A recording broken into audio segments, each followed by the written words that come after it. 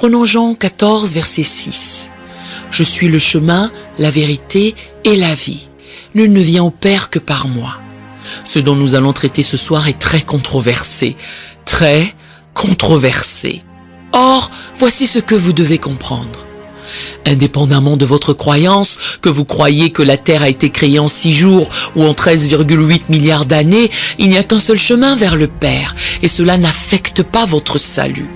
Vous naissez de nouveau d'une seule manière, à savoir en croyant en Jésus-Christ comme votre Seigneur et Sauveur, et en confessant que le Seigneur est le Seigneur, et que Dieu l'a ressuscité d'entre les morts. Lorsque vous faites cette confession, selon l'Écriture, vous êtes né de nouveau. Je voulais débuter par cela aujourd'hui pour que vous saisissiez bien cela et que vous vous rappeliez qu'il s'agit d'un sujet à polémique. Je vais vous montrer dans l'Écriture qu'il y avait une terre qui a été détruite et qui a été recouverte par l'eau. Cela s'est passé avant le premier jour de la création. Je veux vous manifester que le déluge de Noé était le deuxième déluge et que le Seigneur a déclaré qu'il ne détruirait plus jamais la terre par l'eau. Je veux vous présenter par les Écritures qu'il y avait une civilisation qui existait avant nous. Il faut faire attention à ne pas puiser votre théologie d'Hollywood. C'est à la télévision que la plupart des gens la puisent de nos jours, tels certains films que nous regardons chaque année, comme La vie est belle ou Clarence, qui est une sorte de gagafeur meurt et devient un ange. Tout d'abord, on ne devient pas un ange. Deuxièmement, on ne revient pas sur terre pour gagner ses ailes, puisque notre salut est par la grâce. Entendez que vous êtes sauvés par la grâce de la foi et non par vous-même. Il n'y a rien que vous puissiez faire pour gagner votre salut avant de mourir, et il n'y a certainement rien que vous puissiez faire pour gagner votre salut après votre mort. Cependant, un grand nombre fondent leur théologie sur ce qu'ils voient à la télévision. Je suis pasteur d'une église. J'ai célébré des centaines d'enterrements et des centaines de mariages. Chaque fois que vous voyez un mariage sur la chaîne Hallmark, vous entendez, si quelqu'un ici s'oppose à cette union, qu'il se lève ou se taise à jamais. Je n'ai jamais prononcé ça à un mariage et je n'ai jamais été à un mariage où quelqu'un a dit cela. Pourquoi ? Il y aurait probablement un grand nombre qui se démarquerait en protestant « Hé, moi, je suis contre !» Nous sommes persuadés que c'est dans les mariages puisque les films hollywoodiens le dépeignent. Il nous faut revenir à la parole de Dieu et nous demander qu'est-ce que la parole de Dieu relate à propos de ces choses. Je vais donc vous parler un peu de science et je vais beaucoup vous parler de la Bible, mais de la vraie Bible et de la vraie science, vu qu'il y a énormément de fausses sciences. Combien parmi vous savent qu'il y a des infox ? La fausse science ne s'accorde pas, mais la vraie science et la vraie Bible s'accordent. Je ne suis pas évolutionniste, je ne crois pas en l'évolution. Cela dit, dans le domaine de la création, il y a essentiellement 2 groupes. Il y a ce qu'on appelle les créationnistes de l'ancien monde et les créationnistes du nouveau monde. Aucun de ces 2 groupes ne croit en l'évolution. Ils ne croient pas que nous ayons évolué à partir de poussière cosmique, que tout d'un coup, un tas de poussière cosmique se soit assemblé et que l'instant d'après, nous avons eu un Bob Ulrich, président de la chaîne des magasins Target aux États-Unis. Ce n'est tout simplement pas le cas. Les créationnistes de l'ancien monde croient que Dieu a tout créé et qu'il l'a fait au cours d'une période de temps. Les créationnistes du nouveau monde croient que tout s'est passé en 6 jours. Je vous avoue tout de suite que je suis un créationniste de l'ancien monde, ce qui fait de moi une minorité. 70% de l'Église est créationniste du nouveau monde. Encore une fois, nous imaginons que l'évolution est fausse. Les groupes scientifiques sont presque tous d'accord sur le fait que l'univers a été créé il y a 13,8 milliards d'années. Il a été créé à partir d'une singularité plus petite qu'un atome, qu'à un moment donné, quelque chose s'est produit. Ils ne savent pas quoi, mais quelque chose s'est produit. Il y a eu une sorte d'explosion et l'univers est apparu à une vitesse supérieure à celle de la lumière. Notre univers s'étend sur 94 milliards d'années-lumière. C'est cette image que nous voyons sur l'écran. Et citant Science Weekly, il s'agit d'une image du rayonnement résiduel de la théorie du Big Bang, prise à partir d'un vaisseau spatial. C'est la plus ancienne lumière enregistrée dans l'univers. Ces informations les aident à déterminer l'âge de l'univers. La principale explication de la naissance de l'univers est qu'il y a 13,8 milliards d'années, il y a eu une étincelle et l'univers s'est mis à s'étendre. Lorsque j'affirme que l'univers s'étend sur 94 milliards d'années-lumière et que nous nous situons en son centre, cela signifie que la lumière voyage à une vitesse de 299 millions de mètres par seconde ou 186 miles par seconde. C'est rapide! La lumière voyageant à une vitesse de 186 miles par seconde, il lui faudrait 94 milliards d'années pour aller d'un côté à l'autre de l'univers. Quelqu'un s'écriera: d'accord, nous savons désormais que l'univers fait 94 milliards de kilomètres de large. Non, nous ne le savons pas. C'est juste la distance que nous pouvons voir. Avant, il y avait le télescope du mont Palomar à San Diego, en Californie. À présent, nous avons le télescope Hubble, et il y en a un qu'on s'apprête à mettre en service qui verra 100 fois plus loin que cela. Chaque fois qu'on découvre un endroit dans l'espace où on suppose qu'il n'y a rien et qu'on a un télescope qui se concentre sur cet endroit, on découvre qu'il y a plus de la même chose. La science est convaincue que notre univers a une fin. Voyons ce que la parole de Dieu a à dire à ce sujet. Jetons un coup d'œil à 2 Pierre chapitre 3 versets 5 à 7. Ils veulent ignorer en effet que des cieux existèrent autrefois par la parole de Dieu, de même qu'une terre tirée de l'eau est formée au moyen de l'eau, et que par ces choses, le monde d'alors périt. Voyez-vous cela? Que lui est-il arrivé? Il périt. Vivons-nous dans ce monde? Non, nous ne vivons pas dans ce monde. Pourquoi? Comment le savons-nous?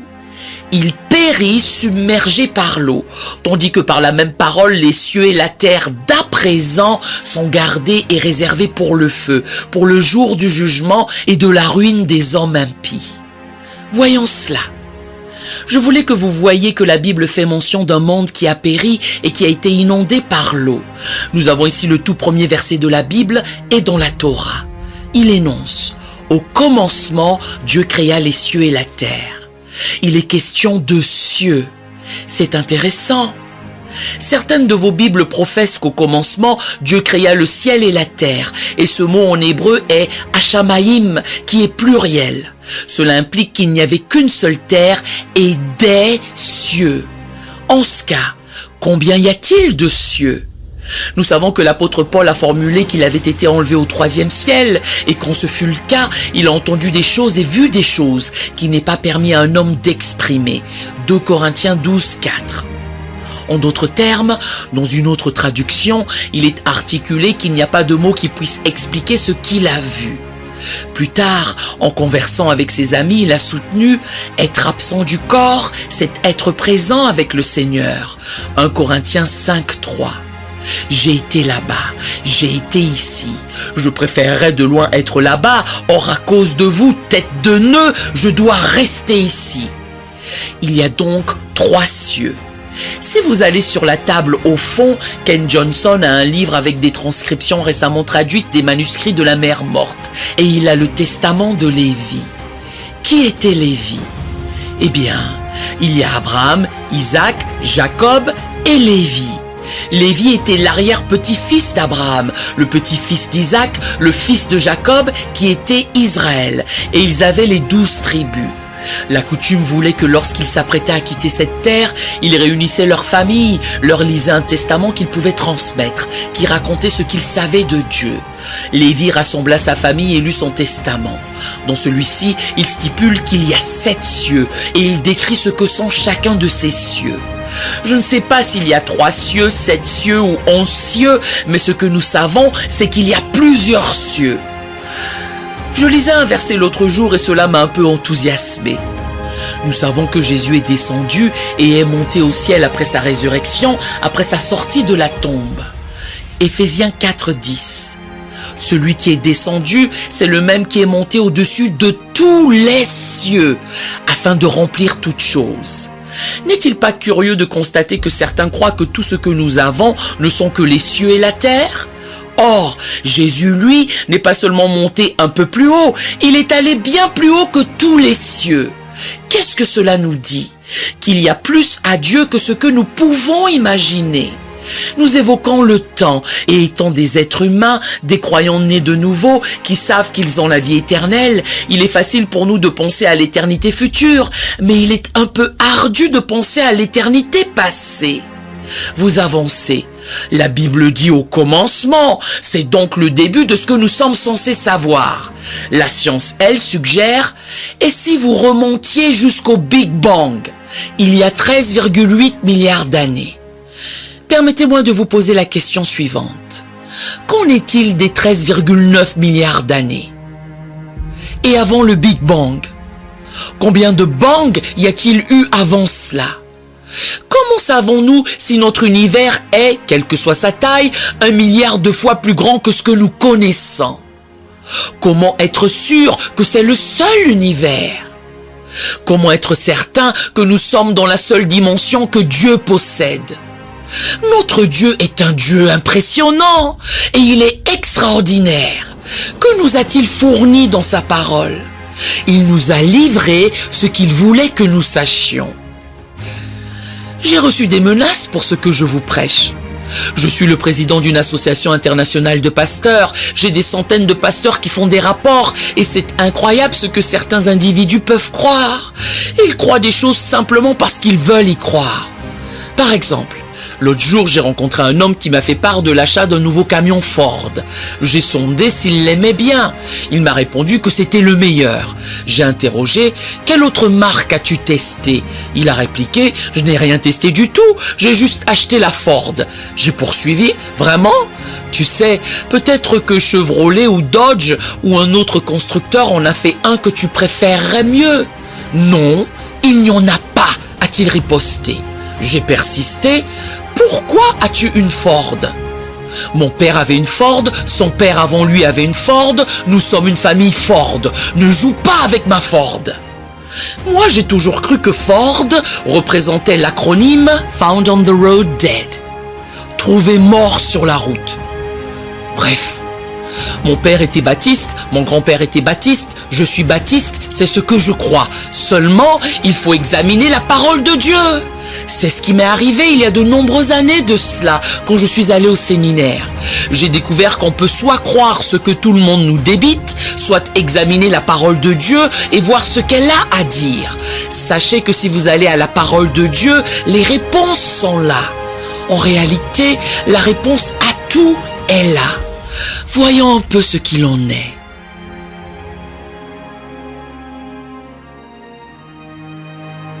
Genèse 1, verset 2. La terre était informe et vide. Il y avait des ténèbres à la surface de l'abîme et l'Esprit de Dieu se mouvait au-dessus des eaux. Nous avons lu ce passage il y a quelques instants où Pierre affirme que de l'eau recouvrait la terre, la première terre qui existait à l'époque. Cette phrase ici, informe et vide, sont deux mots hébreux. C'est tohu vabohu. La meilleure façon de décrire tohu vabohu, c'est qu'une mère juive irait dans la chambre de son enfant et la nettoierait, remettrait tout en place comme il se doit. Elle reviendrait 3 heures plus tard et la chambre serait en désordre. Elle récriminerait tohu vabohu. Autrement dit, c'est devenu informe et vide. Ce n'était pas le cas, c'est devenu ainsi. La terre était devenue informe et vide. Il y avait des ténèbres à la surface de l'abîme et l'Esprit de Dieu se mouvait au-dessus des eaux. Était-ce le premier jour? Non. Le premier jour n'a pas encore vu le jour. Quand est-ce que les cieux et la terre ont été créés? Le premier jour? Non. Le premier jour n'est pas encore arrivé. Ésaïe 45, verset 18. Car ainsi parle l'Éternel, le Créateur. De quoi? Des cieux. Le seul Dieu qui a formé la terre, qui l'a faite et qui l'a affermie, qui l'a créée pour qu'elle ne fût pas déserte, qui l'a formée pour qu'elle fût habitée. Je suis l'Éternel et il n'y en a point d'autre. En hébreu original, ce « ne fut pas déserte » est « tohu », c'est-à-dire que Dieu n'a pas créé la terre informe et vide. J'ai entendu des gens clamer « Il est écrit que la terre était informe et vide, c'est donc de cette manière que Dieu l'a créée. » Non! L'Écriture assure que tout ce que Dieu a créé est bon. Jacques 1, 17. Toute grâce excellente et tout don parfait descendent d'en haut. Si c'est bon, c'est de Dieu. Dieu est bon et le diable est mauvais. Et dans certaines églises, on peut avoir des ennuis si on prêche cela, parce qu'on fait allusion à toutes ces mauvaises choses que Dieu fait aux gens. Non, Dieu ne fait pas de mauvaises choses pour vous enseigner quelque chose. Il n'est pas ce genre d'enseignant, qu'il a créé pour qu'elle ne fût pas déserte ou dans le chaos, qu'il a formé pour qu'elle fût habitée. Je suis l'Éternel et il n'y en a point d'autre. Loué soit le Seigneur. Cela nous permet de savoir que la terre originelle n'a pas été créée dans le chaos. Ensuite, Dieu dit que la lumière soit. Genèse 1, verset 3. Autrement dit, lumière soit. La traduction originale de l'hébreu est lumière soit et il y eut de la lumière. Nous ne parlons pas du soleil et de la lune puisqu'ils ne sont apparus qu'au 4e jour. Il ne s'agit pas d'une lumière de 186 000 miles en milles par seconde. Ce que je crois, c'est qu'il y a un double sens ici. La Bible nous dit que Dieu est lumière. Dieu est lumière et en lui il n'y a pas de ténèbres. Dieu est lumière. Je crois que la terre a été créée, elle est devenue informe et vide à cause de quelque chose qui s'est produit au cours d'un laps de temps sur cette terre. Nous traiterons de cela dans quelques minutes. Après, Dieu est apparu et a formulé en substance, « Me voici, lumière, soit ». Et il est prêt pour la phase suivante. Genèse 1, versets 4 à 8. Dieu vit que la lumière était bonne, et Dieu sépara la lumière d'avec les ténèbres. Dieu appela la lumière jour, et il appela les ténèbres nuit. Ainsi, il y eut un soir, et il y eut un matin. Ce fut le premier jour. Dieu dit qu'il y ait une étendue entre les eaux. A-t-il créé les eaux? À un moment donné, il a créé les eaux, mais a-t-il créé les eaux ce jour-là? Non, elles étaient déjà là, n'est-ce pas? En effet, avant le premier jour, les eaux couvraient la terre. Nous l'avons découvert dans les Écritures. Qu'a-t-il fait? Il a séparé les eaux des eaux, et qu'elle sépare les eaux d'avec les eaux. Verset 7. Et Dieu fit l'étendue, et il sépara les eaux qui sont au-dessous de l'étendue d'avec les eaux qui sont au-dessus de l'étendue. Et cela fut ainsi. Dieu appela l'étendue ciel.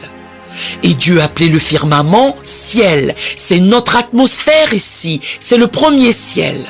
Ainsi, il y eut un soir et il y eut un matin. Ce fut le second jour. Qu'est-ce qui a réellement été créé ce jour-là? Rien. Tout a été réarrangé ce jour-là, pour la raison que les eaux existaient déjà. Il les a séparées. Versets 9 à 11. Dieu dit que les eaux qui sont au-dessous du ciel se rassemblent en un seul lieu et que le sec paraisse. Et cela fut ainsi. Dieu appela le sec terre et il appela l'amas des eaux mer. Dieu vit que cela était bon. Puis Dieu dit que la terre produise de la verdure, de l'herbe portant de la semence, des arbres fruitiers donnant du fruit selon leur espèce. Et d'où vient la semence? Et ayant en eux leur semence. Où? Sur la terre. Et cela fut ainsi. Je crois personnellement qu'il s'agit d'une semence provenant d'une civilisation antérieure. Un groupe d'Israéliens qui était en Égypte a déniché des semences dans une boîte qui était vieille de 4000 ans. Ils l'ont ramené en Israël. Bien sûr, tout pousse en Israël. Mais ils l'ont ramené, l'ont planté, ont fait pousser ce blé à partir d'une semence vieille de 4000 ans et ont eu une récolte. Les semences peuvent être porteuses de vie pendant longtemps. Versets 12 à 13. La terre produisit de la verdure, de l'herbe portant de la semence selon son espèce, et des arbres donnant du fruit et ayant où? En eux, leur semence selon leur espèce. Dieu vit que cela était bon. Ainsi, il y eut un soir et il y eut un matin. Ce fut le 3e jour. J'ai discuté avec quelques rabbins hébreux qui estiment que la semence n'a pas été créée ce jour-là et qu'elle se trouvait déjà sur la terre. Quoi qu'il en soit, Dieu contrôle la situation. Dieu met tout en place. Revenons à Genèse 1.1. Au commencement, Dieu créa les cieux et la terre. Je voudrais effleurer un peu de ce qui s'est passé entre Genèse 1.1 et Genèse 1.2. Dans Genèse 1.1, il a créé les cieux et la terre. Dans Genèse 1.2, nous voyons que la terre est devenue informe et vide. Que s'est-il passé pendant ce temps? Combien de temps la terre a-t-elle été parfaite avant de devenir informe et vide? La Bible nous précise que dans ce laps de temps, il y avait des rois, des royaumes, des nations et du commerce. Saisissez bien que Lucifer a été chassé du ciel. Il a été chassé du ciel avant qu'Adam et Ève ne soient placés dans le jardin. Nous pouvons le prouver à de nombreux endroits, dans de nombreux versets, c'est presque indiscutable. Au cours des 6 jours de la création, il n'a pas fait mention de la création d'anges. Toutefois, nous savons qu'ils ont été créés avant. Par conséquent, dans cette existence antérieure, je veux vous dévoiler quelques passages des Écritures. Ésaïe 14, verset 12. « Te voilà tombé du ciel, ô Lucifer, astre brillant, fils de l'aurore. Tu es abattu à terre, toi le vainqueur des nations. » J'ai grandi à l'église baptiste. J'avais l'habitude de concevoir que si quelqu'un n'était pas baptiste, il n'irait pas au paradis, jusqu'à ce que je lise ma Bible. Quelquefois, nous ne lisons pas toutes les phrases et nous ne cernons pas ce qu'elles expriment. « Te voilà tombé du ciel, ô Lucifer, astre brillant, fils de l'aurore. Tu es abattu à terre, toi, le vainqueur des nations. » Quelle nation? Si tout cela a eu lieu avant Adam et Ève, de quelle nation parlons-nous? Vous insinuez que l'homme était sur la terre? Il y avait des hommes sur la terre avant Adam et Ève? Non, pas du tout, il n'y en avait pas. La Bible nous indique clairement qu'Adam était le premier homme. Néanmoins, il y avait de toute évidence une sorte de civilisation, puisqu'il y avait des nations. Effectivement, si vous avez des nations, qu'est-ce que vous avez? Vous avez des dirigeants, vous avez du commerce, vous avez des échanges, vous avez des limites, vous avez des frontières. Passons au verset suivant, verset 13. Tu disais en ton cœur, je monterai au ciel, j'élèverai mon trône au-dessus des étoiles de Dieu, je m'assiérai sur la montagne de l'assemblée, à l'extrémité du septentrion, je monterai sur le sommet des nues, je serai semblable au Très-Haut. Il n'a pas mentionné qu'il allait être Dieu, il n'a pas émis qu'il allait mettre Dieu à la porte, il a simplement articulé « je serai comme Dieu ». Qu'y a-t-il de mal à cela? Lucifer, qui était un chérubin, était le chérubin oint. Qu'y a-t-il de mal à ce qu'il veuille être comme Dieu? Il est là le problème. Il n'a pas été créé pour être comme Dieu. Si vous allez dans le livre d'Hébreux, vous verrez que la Bible nous explicite pourquoi les anges ont été créés. Ils ont été créés, ils ont été mis en position de servir ceux qui hériteront du salut. C'est ce qu'elle expose. Dieu ne les a pas créés pour qu'ils lui ressemblent. Ils n'ont pas été créés à son image et à sa ressemblance. Or, c'est nous qui héritons du salut. Nous sommes créés à son image et à sa ressemblance. Il veut que nous lui ressemblions, que nous nous exprimions comme lui, que nous agissions comme lui, puisque nous sommes des fils de Dieu et que nous sommes co-héritiers de son Fils Jésus. N'est-ce pas puissant? Y avez-vous déjà songé? L'Écriture notifie que tout a été créé pour Jésus. C'est pour lui que tout a été créé. Tout n'a pas été créé pour nous, mais pour Jésus. Et nous, les croyants, devenons co-héritiers avec lui. Waouh, c'est stupéfiant! Ma mère a un héritage. J'ai une sœur et nous sommes co-héritiers. Qu'est-ce que cela dénote? Que tout ce qu'elle reçoit, je le reçois. Et que tout ce que je reçois, elle le reçoit. Serait-ce vrai que nous sommes co-héritiers de Jésus? Waouh, c'est épatant! Je monterai sur le sommet des nues, je serai semblable au Très-Haut. Il n'était pas censé être comme le Très-Haut. Verset 15. Mais tu as été précipité dans le séjour des morts, dans les profondeurs de la fosse, ceux qui te voient. N'oubliez pas que l'homme n'était pas encore créé. Fixe sur toi leur regard, ils te considèrent attentivement. Est-ce là cet homme? Le mot hébreu pourrait être être. Est-ce l'être qui faisait trembler la terre, qui ébranlait quoi? Les royaumes, qui réduisait le monde en désert, qui ravageait les villes et ne relâchait point ses prisonniers? Comment le monde est-il devenu tohu vabohu? En raison du fait que le péché est entré, que le péché est entré par lui. Jérémie 4, versets 23 à 25. Je regarde la terre et voici, elle est informe et vide. Les cieux et leur lumière a disparu. Je regarde les montagnes et voici, elles sont ébranlées et toutes les collines chancellent. Je regarde et voici, il n'y a point de quoi d'homme. Et tous les oiseaux des cieux, que l'on peut aussi traduire par créatures volantes, ont pris la fuite. Il y avait d'autres créatures, mais pas d'hommes. Verset 26. Je regarde et voici, le Carmel est un désert. Et toutes ces quoi? Villes. Il y avait des villes. Lorsque Lucifer a été précipité, il y avait des villes. Et toutes ces villes sont détruites devant l'Éternel, devant son ardente colère. Toutes ces villes ont été détruites et il n'y avait pas d'hommes. La civilisation se poursuivait, mais il n'y avait pas d'humains. Et comme vous le verrez dans quelques instants, Lucifer n'était pas juste dans son commerce et ses opérations, c'était un voleur. Hébreux 12, versets 22 à 24. Mais vous vous êtes approchés de la montagne de Sion, de la cité du Dieu vivant, la Jérusalem céleste, des myriades qui forment le cœur des anges, de l'assemblée des premiers-nés inscrits dans les cieux, du juge qui est le Dieu de tous, des esprits des justes parvenus à la perfection, de Jésus qui est le médiateur de la nouvelle alliance et du sang de l'aspersion qui parle mieux que celui d'Abel. Il ne s'agit pas de la nouvelle Jérusalem.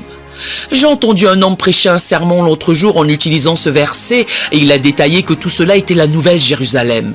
Eh bien, la nouvelle Jérusalem ne descend du ciel qu'après le règne millénaire de Christ et le jugement du grand trône blanc. Et il y aura un nouveau ciel, une nouvelle terre et une nouvelle Jérusalem qui descendront. Et si l'enlèvement devait avoir lieu aujourd'hui, ce serait au plus tôt dans 1007 ans. La Jérusalem céleste, des myriades qui forment le cœur des anges, de l'assemblée des premiers-nés inscrits dans les cieux, du juge qui est le Dieu de tous, des esprits des justes parvenus à la perfection, de Jésus qui est le médiateur de la nouvelle alliance et du sang de l'aspersion qui parle mieux que celui d'Abel. Écoutez, il y a plus au ciel que ce que nous pouvons saisir à ce stade. La Bible cite même des créatures à 4 visages. Vous avez un visage ici, un visage là, un autre par-ci et un dernier par-là. Ézéchiel 28, versets 11 à 13. La parole de l'Éternel me fut adressée en ces mots. Fils de l'homme, prononce une complainte sur le roi de Tyr. Tu lui diras, ainsi parle le Seigneur l'Éternel. Tu, mis pour Lucifer, mettais le sceau à la perfection. Tu étais plein de sagesse, parfait en beauté. Tu étais en Éden, le jardin de Dieu. Toutes les choses que nous abordons ce soir sont dans ce livre intitulé « Le paradis de Dieu ». Tous les versets et bien plus que ce que je suis en mesure d'aborder dans cette session sont traités dans ce livre. Vous verrez que le paradis de Dieu s'est trouvé à 4 endroits différents au cours de l'histoire. À l'origine, il a commencé au ciel. Tu étais en Éden, le jardin de Dieu. Tu étais couvert de toute espèce de pierres précieuses, de sardoine, de topaze, de diamants, de chrysolite, d'onyx, de jaspe, de saphir, d'escarboucle, d'émeraude et d'or. Tes tambourins et tes flûtes étaient à ton service, préparés pour le jour où tu fus créé. Voici ce qu'il faut discerner. Il y a des gens qui croient qu'il y a eu de toute éternité une bataille entre le bien et le mal, entre Dieu et Satan. Tantôt il semblerait que Satan gagne, tantôt c'est Dieu qui gagne. Et c'est un va-et-vient constant, un va-et-vient perpétuel. La réalité, c'est qu'il y a eu un jour où Satan, plutôt Lucifer, car c'était son nom, Satan, traduisant simplement adversaire, a été créé. Et le jour avant sa création, il n'existait pas. Dieu et Lucifer ne sont pas égaux. Dieu n'a pas été créé. Il a toujours été. Il sera toujours. Il est le je suis, pas le j'étais ou je serai. Il est le je suis pour l'éternité. Lucifer est un être créé et il a été créé par la parole de Dieu. Chacune de mes petites filles m'a posé cette question. Grand-père, pourquoi Dieu a-t-il créé le diable ? Si le diable est si mauvais, pourquoi l'avoir créé ? J'ai objecté qu'il ne l'avait pas créé. Il a créé Lucifer et Lucifer était parfait. Par la suite, Lucifer a péché et il est devenu mauvais. Elles sont revenues avec ceci. Si Dieu savait qu'il allait devenir mauvais, pourquoi l'a-t-il créé ? Cette réponse touche au cœur de la nature de Dieu. Dieu nous a nantis du libre arbitre. C'est un peu difficile à appréhender pour nous, mais Dieu peut regarder à travers les couloirs du temps, voir dans l'avenir et savoir ce que vous allez décider de faire sans modifier votre décision de le faire. Vous avez le libre arbitre. Dieu, lui, sait ce que vous allez choisir. Il ne vous oblige pas à le choisir. Il en a la connaissance, mais il ne le fait pas. Poursuivons. Nous sommes tous d'accord pour accepter que Lucifer a été créé, n'est-ce pas? Très bien. Les anges ont une voie dans laquelle ils doivent être et nous avons une voie dans laquelle nous sommes censés être. Vous n'avez pas été créé en tant qu'ange, vous ne deviendrez pas un ange. Vous savez, je vais à des enterrements et j'entends les choses les plus bizarres. J'ai quelques stations de radio chrétienne. En fait, le réseau Spirit FM, je ne sais pas si l'un de vous l'a écouté ou non, est un super réseau et on a pas mal de stations. Un de nos collègues dans notre station est décédé un jour. Il travaillait dans le domaine de la promotion. Ce ministre a proféré que Dieu avait besoin d'un meilleur directeur de promotion au ciel. D'où vient ce genre de choses? Ou alors, oh, voilà une autre fleur au ciel. J'en ai entendu une autre l'autre jour. Sérieusement, je venais d'avoir un enterrement et cette personne a nasillé. À présent, nous avons un autre ange au ciel.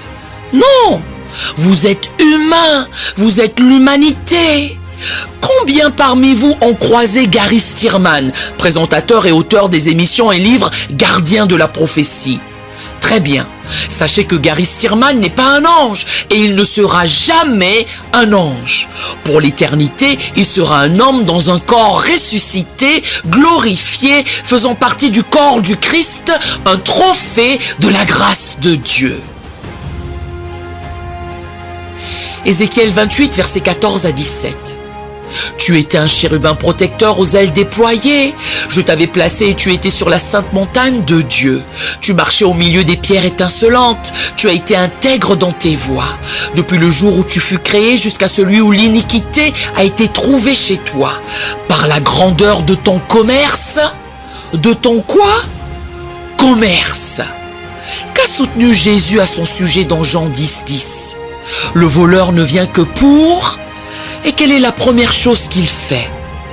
Lucifer est un voleur. Il veut vous voler. Il veut vous tuer et vous voler votre vie. Il veut détruire votre ministère. Il veut détruire votre famille. Le voleur ne vient que pour dérober, égorger et détruire. Et Jésus vient avec son énoncé de mission. Moi, je suis venu afin que les brebis aient la vie et qu'elles soient dans l'abondance. Tu as été rempli de violence.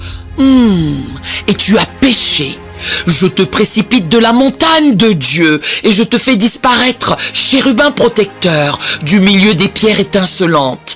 Ton cœur s'est élevé à cause de ta beauté, tu as corrompu ta sagesse par ton éclat. Je te jette par terre, je te livre en spectacle. Au quoi? Coucou, au roi. Vous avez des rois qui n'étaient pas humains.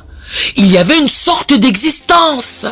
Et si vous avez des rois, vous avez des nations, vous avez des frontières et vous avez du commerce.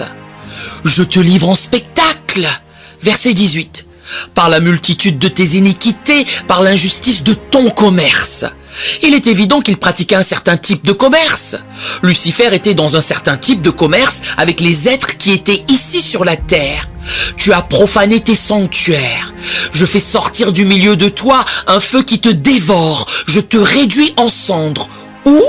Sur la terre, aux yeux de tous ceux qui te regardent. Waouh! Un article vient d'être publié dans le journal de UKR, Université du Kansas. C'était un article de recherche et voici ce qu'il narrait. Je vais vous le lire. Une équipe de chercheurs qui a passé beaucoup de temps au cours des 7 dernières années à effectuer des fouilles dans le Dakota du Nord pense savoir avec certitude ce qui est survenu aux dinosaures. En termes scientifiques, c'est la réponse à des centaines de questions. C'est la preuve irréfutable, comme l'a décrit mardi un membre du laboratoire de l'Université du Kansas. Une équipe de scientifiques du laboratoire de paléontologie des vertébrés de l'Université du Kansas célèbre les résultats d'une fouille entamée en 2012. La mission a permis de trouver des restes fossilisés de poissons préhistoriques complètement intacts, avec des tissus mous.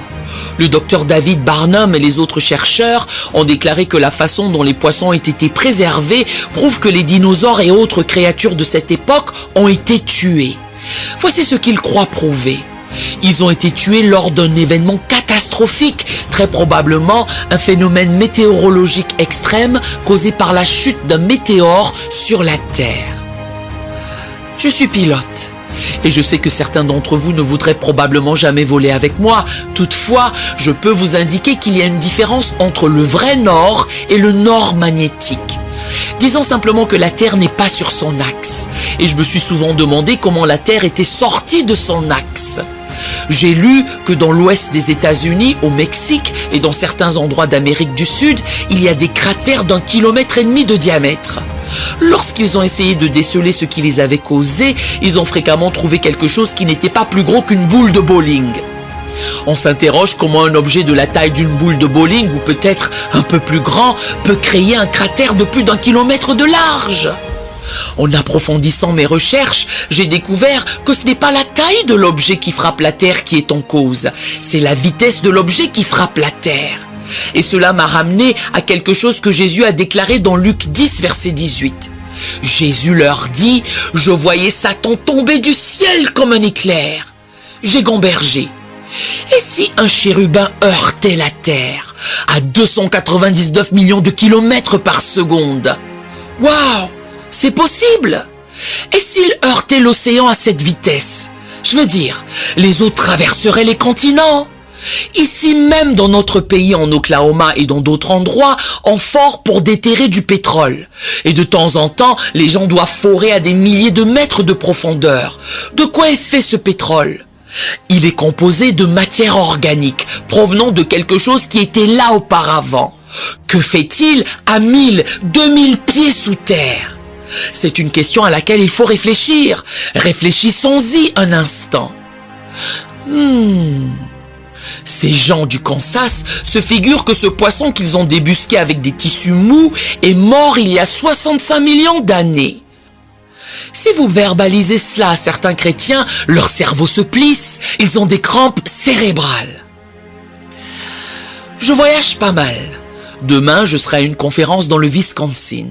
J'ai découvert que le meilleur moyen de s'asseoir seul dans un bus, dans un train ou dans un avion est d'acheter un grand t-shirt sur lequel on peut lire « Laissez-moi vous parler de Jésus ».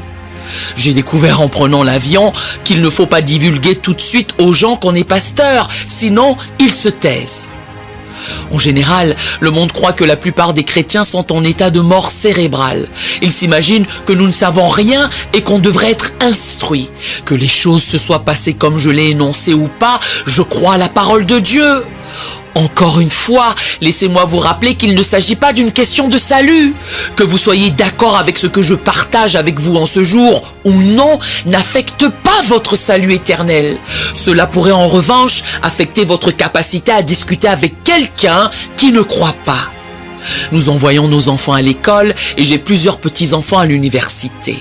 Quand ils rentrent de l'école, si je leur expose que tout ce qui a été créé l'a été en 24 heures et qu'avant cela il n'y avait rien, que l'espace extra-atmosphérique vient juste d'être créé, etc., eh bien instantanément, ils se mettront à inspecter grand-père comme si grand-père ne savait absolument rien, vu qu'ils croient qu'ils ont des preuves scientifiques.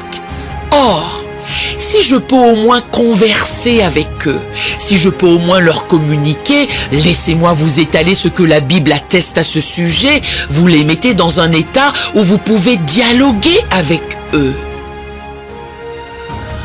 Je me souviens qu'il y a quelques années de cela, j'avais été invité à une étude biblique. Je faisais partie d'une équipe de bowling quand ils m'ont amené là-bas. À dire vrai, ce n'était pas une étude biblique, c'était dans les bois, dans les Ozarks. Et j'ai remarqué quand je suis sorti que tout scintillait. C'était la lune qui scintillait sur les couvercles des canettes de bière, qui étaient partout par terre. Ces gars n'avaient jamais témoigné à qui que ce soit. Les 4 autres gars de l'équipe de bowling étaient aussi perdus que possible. Ils n'avaient jamais échangé avec qui que ce soit, ils étaient chrétiens, mais ils m'avaient entendu raconter quelque chose qui les intéressait. J'ai mentionné des ovnis dans la Bible. Ils ont songé, waouh, Je leur ai fait part d'Ézéchiel et de la roue à l'intérieur de la roue. Et ils se sont exclamés « Waouh !» Ils m'ont invité à leur étude biblique et ont rangé leur bière ce soir-là, m'ont écouté tandis que nous étions assis dans les bois. De ce groupe, l'un est devenu aumônier, un autre pasteur, un autre missionnaire, j'ai perdu la trace du quatrième. Nous devons être capables d'ouvrir la conversation et ne pas être dogmatiques au point de rebuter tout le monde. Continuons rapidement. Hébreux 11, verset 3. C'est par la foi que nous reconnaissons que le monde a été formé par la parole de Dieu. C'est une chose dont nous sommes sûrs. Pouvons-nous tous être d'accord sur ce point? Que nous soyons créationnistes de l'ancienne ou de la nouvelle terre, nous pouvons tous être d'accord sur ce point. C'est par la foi que nous reconnaissons que le monde a été formé par la parole de Dieu, en sorte que ce qu'on voit n'a pas été fait de choses visibles. C'est Dieu qui a donné l'existence à toute chose. Revenons à Ézéchiel 28, versets 16 à 17, version CEV. Tu faisais du commerce avec d'autres nations et tu devenais de plus en plus cruel et méchant, en référence à Lucifer. Je t'ai donc forcé à quitter ma montagne, et la créature qui avait été ma protectrice est maintenant chassée des joyaux. C'est ta belle apparence qui t'a rendu arrogant. Certains d'entre vous ont ce problème, c'est ton physique qui t'a rendu orgueilleux. Et tu es devenu si célèbre que tu as commencé à te comporter comme un imbécile. C'est pourquoi je t'ai jeté à terre et j'ai laissé les autres rois se moquer de toi. Je vais vous présenter encore quelques passages bibliques et nous terminerons ici. Psaume 104, versets 5 à 9. Il l'a établie sur la terre, sur ses fondements. Elle ne sera jamais ébranlée. Tu l'avais couverte de l'abîme comme d'un vêtement. Les eaux s'arrêtaient sur les montagnes. Elles ont fui devant ta menace. Elles se sont précipitées à la voix de ton tonnerre. Des montagnes se sont élevées, des vallées se sont abaissées au lieu que tu leur avais fixé. Tu as posé une limite que les eaux ne doivent point franchir afin qu'elles ne reviennent plus couvrir la terre. Nous avons une alliance éternelle avec lui. Nous avons l'arc-en-ciel, qui, soit dit en passant, a été volé par un groupe. Ils en sont drôlement fiers. Seulement, leur arc-en-ciel n'a que 6 couleurs. L'arc-en-ciel de Dieu en a 7. N'est-ce pas fabuleux? Genèse 9, versets 13 à 16. J'ai placé mon arc dans la nue et il servira de signe d'alliance entre moi et la terre. Quand j'aurai rassemblé des nuages au-dessus de la terre, l'arc paraîtra dans la nue. L'arc sera dans la nue. Et je le regarderai pour me souvenir de l'alliance perpétuelle entre Dieu et tous les êtres vivants de toute chair qui est sur la terre. Alléluia! Dieu est bon. Nous sommes un groupe tout à fait unique. Nous sommes ici sur cette terre après la résurrection de Jésus et juste avant l'enlèvement. Le temps touche à sa fin. Et ce qui est si spécial à propos de ce temps, c'est que pendant ce temps, nous pouvons recevoir la vie éternelle. Et cette vie éternelle n'est pas basée sur ce que nous faisons, elle est basée sur ce qu'il a fait. Car c'est par la grâce que nous avons été sauvés par le moyen de la foi. La définition la plus simple de la grâce, c'est la puissance de Dieu. Avez-vous déjà entendu quelqu'un partager « Si j'ai pu accomplir ceci, c'est uniquement grâce à la grâce de Dieu » ? Où voulait-il en venir? Il voulait expliquer qu'il ne pouvait pas le réaliser par ses propres forces, que d'une manière ou d'une autre, Dieu lui a imparti le pouvoir de le faire. La grâce est le pouvoir que Dieu nous donne volontairement. Et la foi, qu'est-ce que c'est? Nous savons que la définition de la Bible est que la foi est une ferme assurance des choses qu'on espère, une démonstration de celles qu'on ne voit pas. La foi, dans sa forme la plus simple, c'est simplement le fait de croire en Dieu. La grâce est quelque chose que Dieu fait pour nous.